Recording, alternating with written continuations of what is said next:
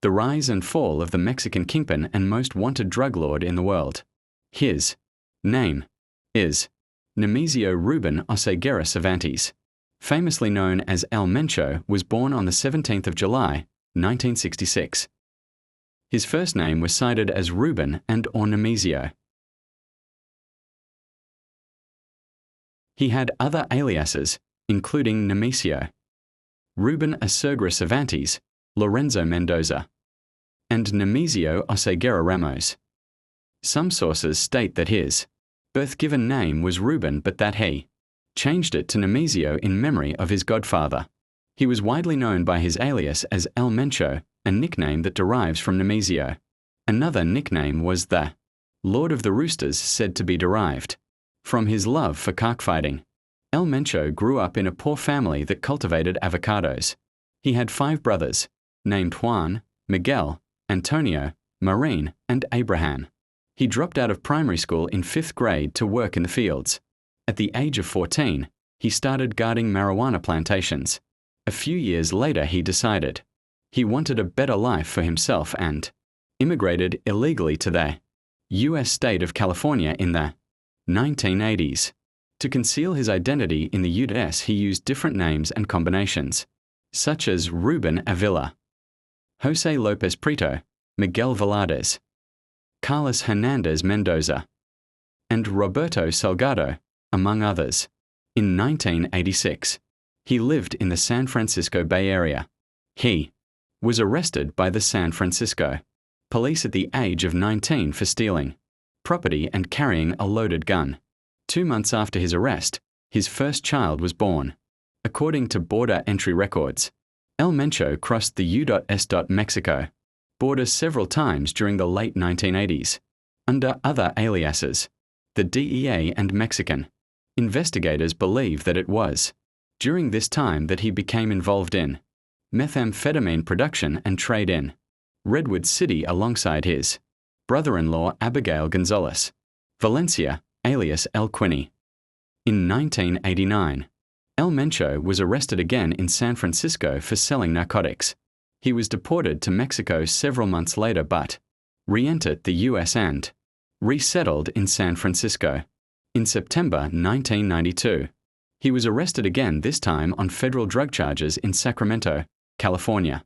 According to court records, El-Mencho and his brother, Abraham, were at a San Francisco bar known as the Imperial to carry out a heroin deal, 5 ounces for $9,500 US. Abraham was in charge of the transaction, while El-Mencho acted as a lookout. El-Mencho was 26 years old at the time, much younger than Abraham, but was savvy enough to recognize that the transaction was a setup by the police. He told his brother that the men to whom they gave the heroin handed over perfectly stacked dollar bills instead of loose ones. Through a wiretap conversation, the police overheard El-Mencho warning his brother to never do business with them again since they were undercover cops. 3 weeks after the incident, both men were arrested by police. In court, El-Mencho insisted that he was innocent. He said he was not involved in the heroin deal and that the undercover agents were lying about him handling the drugs.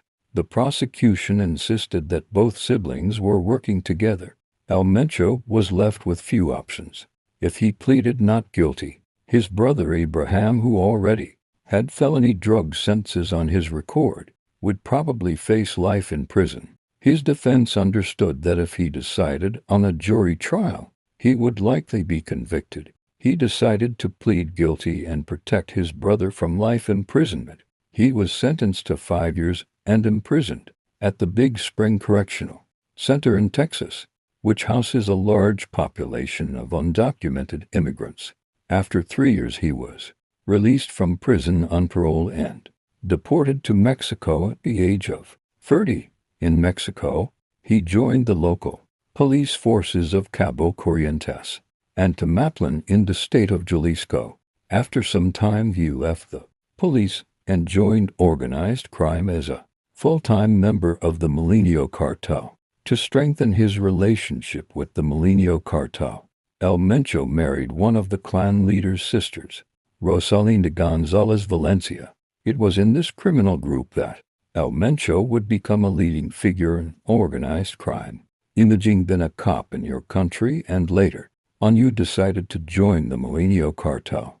And this is where it's becoming crazy. Subscribe, like, share, and listen, and watch this video to the end, 'cause what I'm about to reveal is the secret the media didn't tell you about El-Mencho. And this will make you terrified, wondering, and keep asking questions. El-Mencho rise to leadership in the Moleño cartel. El-Mencho started as a member of the assassin squad that protected the drug lord Armando Valencia Cornelio alias El Maradona. On the 12th of August 2003, his boss was arrested by Mexican authorities.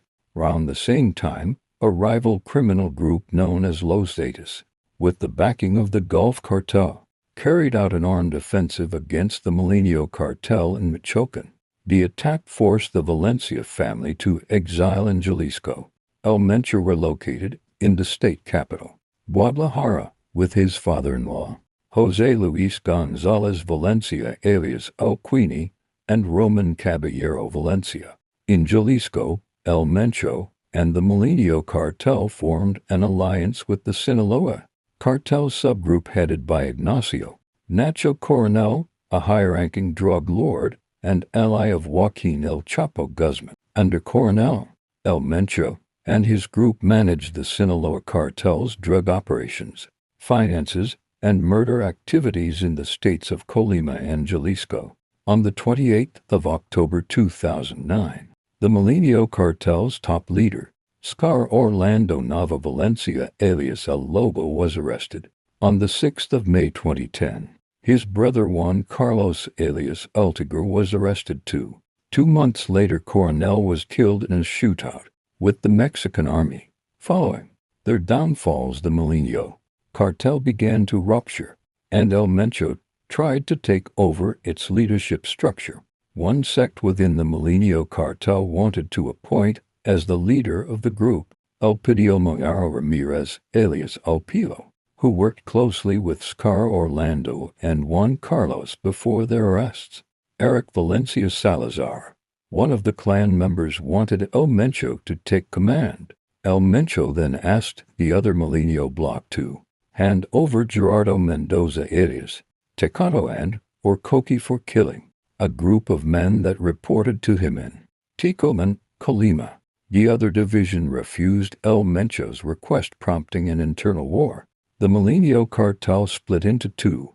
One side was known as La Resistencia, the Resistance. The other was Los Mata Zetas, the Zeta killers headed by El-Mencho. La Resistencia accused Los Mata Zetas of turning in Scar Orlando to the authorities. A war ensued, and the two groups fought for the drug smuggling tariff in Jalisco. To legitimize its presence, El-Mencho's group launched a propaganda campaign against its enemies, denouncing extortions done by rival gangs against civilians, businessmen, and government authorities. Los Mata Zetas eventually won the war and consolidated their influence in western Mexico. The group then changed its name to the Jalisco New Generation Cartel, Spanish Cartel de Jalisco, Nueva Generation, or CJNG. As the leader of the CJNG, El-Mencho solidified his position and grew his organization through territorial expansion and by corrupting government officials. The CJNG went from being a small offshoot criminal gang to one of the leading criminal groups in Mexico. Throughout the process, El-Mencho established himself as one of Mexico's most wanted criminals. His rise to fame was due to several factors, including the aggressive and sensationalist displays of public violence by the CJNG, the direct attacks of the CJNG against Mexico's security forces earned El-Mencho a reputation among authorities as the principal enemy of the state and as a dangerous criminal. In addition, the fall of Mexico's former top crime bosses cleared the way for El-Mencho to gain visibility and status. He consolidated his operations in Jalisco and its adjacent states by fighting off incursions from criminal groups like Los Zetas and the Knights Templar Cartel. According to government sources, he was responsible for overseeing the CJ&G's entire drug trafficking operations in the states of Jalisco, Colima, and Guanajuato, where he created a bastion for methamphetamine production and trade. Their operational capacity in Mexico is concentrated in 8 states: Jalisco, Colima, Guanajuato, Nayarit, and Veracruz, where it holds a firm grip of drug trafficking operations, and Morelos, Guerrero, and Michoacan, where it fights competing rival drug groups. Between 2014 and 2016, the only region in the country where the CJ&G lost its territorial presence was in Mexico City. Internationally, the CJ&G reportedly has ties with criminal groups in the U.S., the rest of Latin America, Europe, Asia, and Africa. On an international scale, the CJ&G is mainly focused on trafficking cocaine and methamphetamine. El-Mencho was able to make the CJ&G one of Mexico's most profitable criminal gangs. The government estimates that El-Mencho's group has about $50 United States billion in total assets. This success was shared with Abigail Gonzalez Valencia, his brother-in-law, who headed a drug trafficking group known as Los Queenies, allied to the CJ&G. Abigail was arrested by the Mexican Navy on the 28th of February, 2015. Part of El-Mencho's success in the drug trade had to do with his ability to strategize, market, and consumer changes. Initially, the CJ&G produced methamphetamine, but then it moved to heroin production when the consumer demand changed. In 2019, Kyle Morey, the head of the D team tasked with locating El-Mencho, stated in an interview with Univision that he believed El-Mencho had a net worth of at least $500 million, and he could also be worth over $1 billion. On the 25th of August 2012, a unit of the Mexican Federal Police based in Tonaya, Jalisco, responded to an anonymous tip stating that there was an organized crime cell present in a rural community close by. When security forces got to the area, a shootout broke out between the two parties. 6 CJ&G gunmen were killed in the firefight. Initial reports stated that El-Mencho was captured in the operation, but the Mexican government later confirmed that he was not in custody. Other reporting stated the U.S. authorities had alerted the Mexican authorities based on their surveillance of the subject's girlfriend, who was importing methamphetamine at Gulfport, Mississippi, in a series of highly coordinated tactics to prevent El-Mencho's arrest. The CJ&G blocked several highways and roads across the Guadalajara metropolitan area by setting at least 37 vehicles on fire. The purpose of the burning vehicles was to place them as blockades to impede security forces from traveling across Jalisco's capital and give El-Mencho ample time. The blockades were placed in strategic routes to prevent police reinforcements from coming in or leaving Guadalajara. After the attacks were over, the government confirmed that El-Mencho was in the area and had evaded capture. On the 19th of March 2015 in Ocotlan, Jalisco, CJ&G gunmen ambushed a federal police convoy. The total death toll was 11. 5 police officers, 3 civilians, and 3 CJ&G gunmen. The attack was a response by the CJ&G to protect El-Mencho, who was reportedly in the area for a meeting.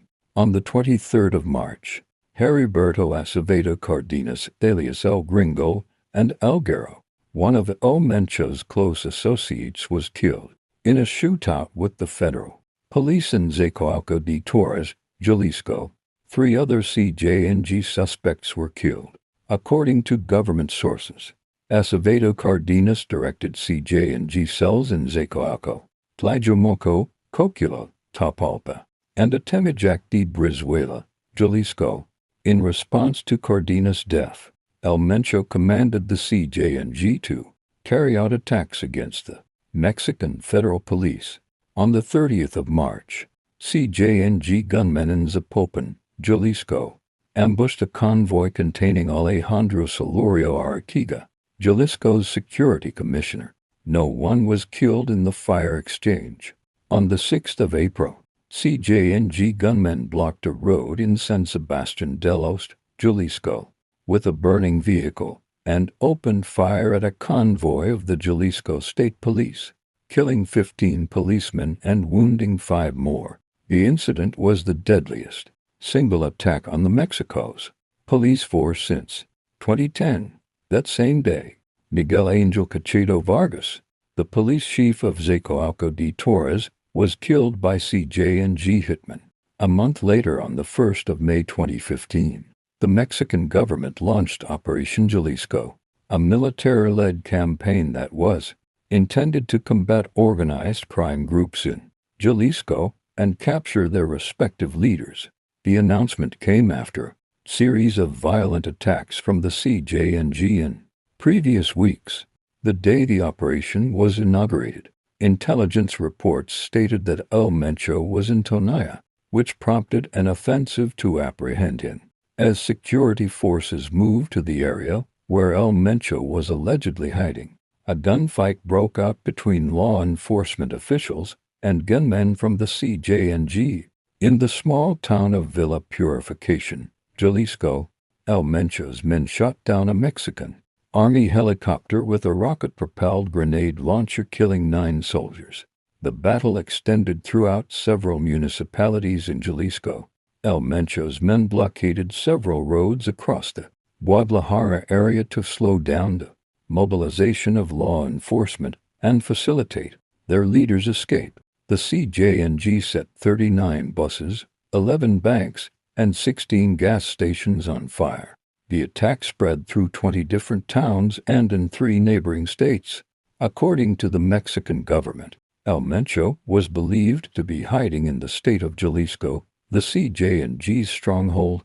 They believed he did not stay in one place for long and traveled across several municipalities in Jalisco and into the states of Michoacan, Colima, and Nayarit. He usually traveled across the mountains and rural terrains in these areas, since it provided multiple escape routes in the event that security forces attempt to encircle him. Authorities suspected El-Mencho's inner circle was made up of mercenaries with former military training. His second security circle was much larger in size and served as a rearguard to notify El-Mencho's inner circle of suspicious activity and ambush potential parties that attempt to get close to him. El-Mencho was believed to have lived a modest lifestyle compared to other drug kingpins, such as Joaquin El Chapo Guzman and other members of the CJNG, in order to keep a low profile and to avoid detection from law enforcement. The D office in Los Angeles, California, tracked El-Mencho's activities for many years and detected that the CJNG had expanded its drug trafficking operations internationally. In 2000, the U.S. government discovered that El-Mencho was involved in an international cocaine and methamphetamine operation. 5 years later, they discovered he had used firearms to facilitate his operations. In 2007, the D found that El-Mencho was involved in a cocaine operation that went through Colombia, Guatemala, and Mexico, and ended in the United States. They also uncovered a second cocaine shipment from Colombia, Mexico, to the United States. In 2009, the D detected that El-Mencho was involved in another cocaine shipment originating from Ecuador. 2 more shipments were then detected in 2013 from Mexico, then again to the United States. 61. In 2014, however, the D noticed a radical shift in the CJNG's modus operandi. El-Mencho was discovered to have coordinated a methamphetamine shipment that went from Mexico to Australia, then to the U.S. by leveraging China-based gangs. On the 27th of September 2011, Mexico's Office of the General Prosecutor, PGR issued an arrest warrant for El-Mencho and offered $X and $2 million to anyone who can help provide information that leads to his arrest. He was accused of organized crime involvement and illegal possession of firearms. In March 2014, the United States District Court for the District of Columbia, based on previous investigations by the D, indicted El-Mencho for several charges, including drug trafficking and for being leaders of a continuing criminal enterprise. El-Mencho and Abigail were accused of coordinating shipments of cocaine and methamphetamine from South America via Mexico to the United States. They also stated that the CJ&G and Los Queenies coordinated the collection and delivery of the drug proceeds from the U.S. to Mexico. In addition, the United States District Court for the Western District of Texas was looking to convict El-Mencho of drug trafficking offenses. On the 18th of December 2017, 17-year-old YouTube star Juan Luis Lagunas Rosales, known as El Pirata de Culiacan English, the pirate from Culiacan, was gunned down in a bar in Jalisco by a group of 4 men armed with rifles. Shortly after Lagunas Rosales published videotaped insults towards El-Mencho, police are investigating whether El-Mencho gave the order to execute him, but no charges have been filed. On the 15th of August 2018, the PGR announced they were offering up to $X and $30 million to anyone who provides information that leads to El-Mencho's capture. This announcement was made public when the DN Mexican authorities prepared to reveal a new cooperation plan against organized crime, which included a stronger focus against their financial structure and the creation of a law enforcement group responsible for investigating international cases. The bounty derives from a new arrest warrant issued against him for his alleged participation in masterminding the kidnapping and murder of 2 agents of the Criminal Investigation Agency ICE, a branch of the PGR, in February 2018. On the 16th of October 2018, the Departments of State, Justice, and Treasury announced a joint law enforcement measure against the CJ&G and increased El-Mencho's bounty to $10 million from $5 million. This increase was one of the largest approved in the history of the Narcotics Rewards Program. In December 2024, it was announced that the bounty on El-Mencho would increase from $10 million to $15 million.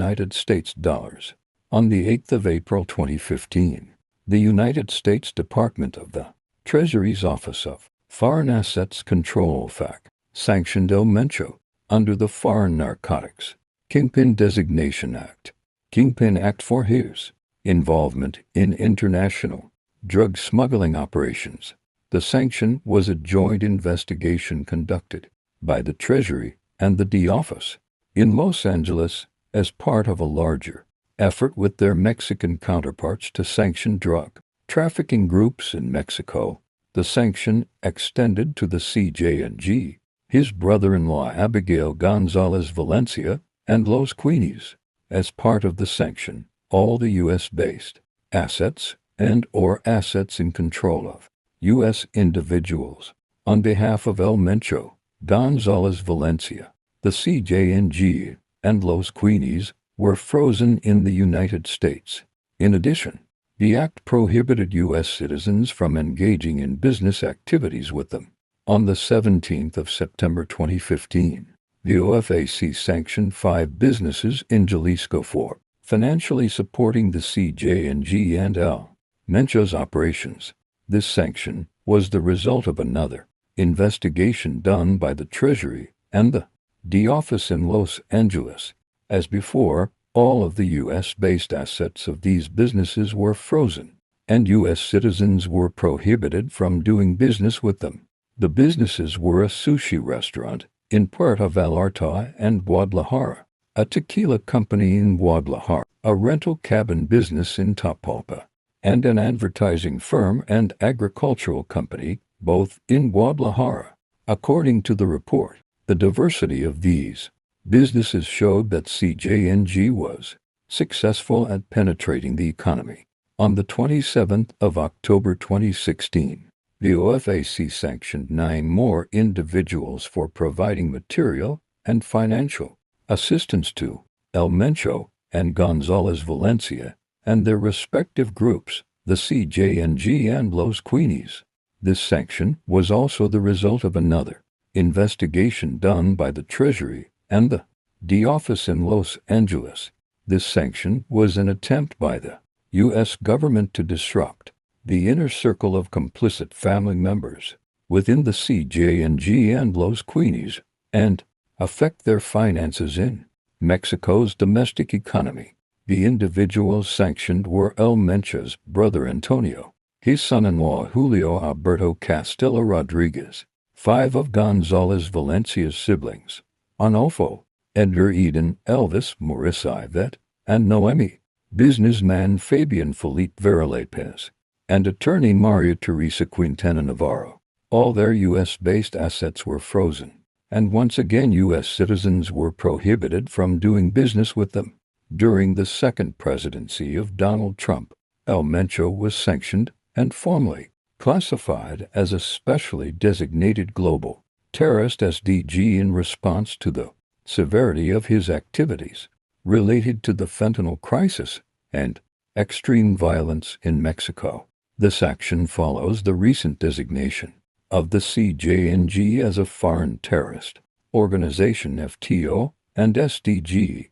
In March 2017, El-Mencho ordered the murder of El Cholo, a former CJNG member who betrayed the CJNG by co-founding the Nueva Plaza cartel and conspiring against his former allies.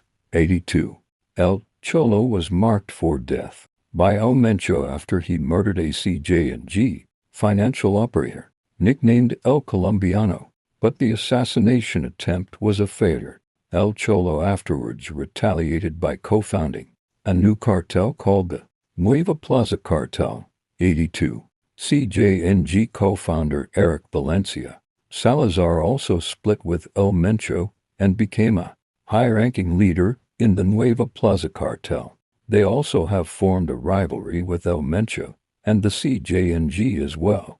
El Cholo was later murdered, with his body being discovered stabbed and wrapped in plastic on a park bench in downtown Tlaquepaque on the 18th of March 2021.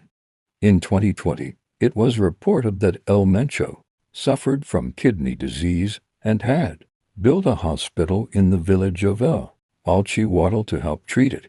The lack of public sightings fueled speculation that El-Mencho was seriously ill or dead. However, authorities stated that there was no reliable evidence confirming his death or any serious health condition. On the 22nd of February 2026, El-Mencho was captured by the Mexican army during a security operation in Tapalpa, Jalisco, and he later died from injuries sustained during the crossfire while being transported to Mexico City. The operation sparked clashes in the area, resulting in multiple vehicles being set on fire throughout Jalisco. The police said shootouts and explosions were reported during the clashes. The number of casualties is currently unknown. Criminal groups blocked roads with burning vehicles in Jalisco and in the states of Guanajuato, Nayarit, Michoacan, and Tamaulipas, with his son Ruben Oseguera Gonzalez El-Menchito being imprisoned in the United States. El-Mencho could not be provided with a direct successor upon his death, with the CJNG now acknowledged to have a major power vacuum. El-Mencho was buried in Zapopan following an elaborate funeral ceremony on 3 March that saw him interred in a golden casket. They think killing a drug lord will make the cartel bow. They never knew it would turn out this way. After the death of El-Mencho, his cartel CJNG was burned down, over 631 vehicles, 200 cargo trucks, 37 buses vandalized, 70 people killed, 25 National Guard killed, and to truck operators killed. This is what the cartel uses to settle El-Mencho's score. Subscribe, like, share, and follow for more updates on mysterious and real crime scenes.